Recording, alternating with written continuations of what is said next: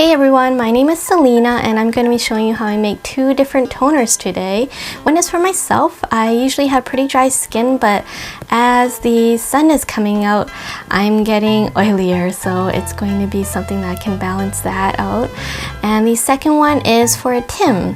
I had mentioned in my last vlog that he has eczema and his skin is quite reactive and dry, so it's something that could accommodate to that. These are really easy to make, especially mine. They are so simple, and you can pick up all of the products from any local health food store. In Canada, there's a small one called Alive, and there's a more expensive one called Sage. You can also order anything off of Amazon. You can get it from Whole Foods if you want to spend an arm and a leg, but I would really encourage you check out if there are any local places. In Vancouver, there's a place called Soap Dispensary, and I just recently discovered it. They actually package and bottle everything in the store. Some of the things are on the shelf already, but other things they'll do it when you ask them for it. I also really like how on the side there's a sitting area for your boyfriends or anyone else that you dragged along while you spend forever gandering at what they have. It's also great to be able to support your local community because, I mean,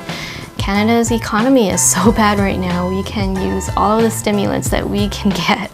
Anyway, this is how I make my super easy toner. To the right here is what I'll be using to make my toner.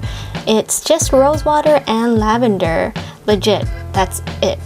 I told you it was really simple. And for Tim, I'm just using chamomile water, carrot seed oil, and jasmine oil. Rosewater is really balancing, and there's only about 120 milliliters in there, so I'm not going to put too much essential oil in here. I'm only going to be adding about 10 drops of lavender oil. 5, 6, 7, 8, 9, 10. Lavender regulates overproduction of oils, so that's great for a while. Mr. Sun's going to be sticking around more for the next few months as we put winter behind us. It's also an antibacterial and anti-inflammatory, so it's good for acne. And a bonus thing is that it irritates mosquitoes and moths. So when I lived in Lake Louise in Alberta, I got really bad mosquito bites. I was actually allergic to them, and I would get really giant hives. And what I noticed though is that they never bit my face, so I sprayed my toner around my body and they actually left me alone after that. So in the summers, what I'll do now is I'll drop some lavender oils around my room, so on my bed and around my door frame, and they usually stay away. All I have to do is shake it up and keep it in the fridge because there's no preservatives in it. And if you thought that was a little bit too easy and simple as a toner, if you look at the Lush website and you take a look at their aroma toner, it actually has the same things. It has rosewater and lavender, and that's it. Other than that, they have preservatives, and I want to keep away from that, so as an alternative I just have to keep it in the fridge. The chamomile water is actually not full. Don't know if you can see, but it only goes up to there. The reason why is because I took so long to make this video that I actually had to use a little bit to add to Tim's current empty bottle of toner because he ran out. Chamomile water is really soothing and relaxing, so that's great for eczema and irritated skins. Jasmine oil is an anti-inflammatory, which is great for dry and irritated skin, and this one in particular is actually only 10%. I'm gonna guess that the rest of the 90% is jojoba oil. It doesn't say so, but usually that's what's used to fill up any essential oils when it's not 100%. And if you don't already know, jojoba oil mimics the natural sebum in our skin, so it's a really great neutral base. And 100% jasmine oil is actually really super hydrating and moisturizing. I love it, but it's at least $50 Canadian. Usually it's probably cheaper in the States. And it's actually not so bad because if you do use it, you don't have to use as many drops in your toners, but it's just a lot more money to put up front, and I'm not as fortunate to have that luxury, but if you can afford it, that is what I would encourage and recommend that you use. And I'm only going to be putting 3 drops in here. It's 1,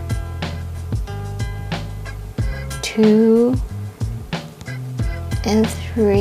You'll notice that that came down much slower than the lavender. That's because this is very, very thick and hydrating. Carrot seed oil has vitamin C and vitamin E. It renews and heals damaged skin, and it's really moisturizing as well. So allegedly, it's great for eczema, psoriasis, and dermatitis, according to Google anyway. So this one I'm going to put in 3 drops as well. So typically, I would want the total amount of essential oils. Oh, there we go. That was much faster.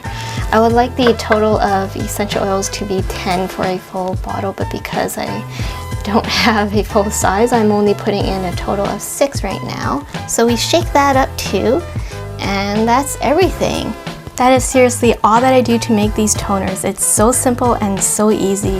I hope you enjoyed this quick tutorial, and if you have any questions at all, please do comment below. And if you want to see me make a rose water out of actual petals, then stay tuned and subscribe if you haven't already. I want to try that out sometime. I've never attempted it before. I think it'll be really fun and neat, something new for me. So stay tuned if you want to see that DIY, and if you have any suggestions or tips as to any other kinds of tutorials you want to see from me or Leslie, let us know as well.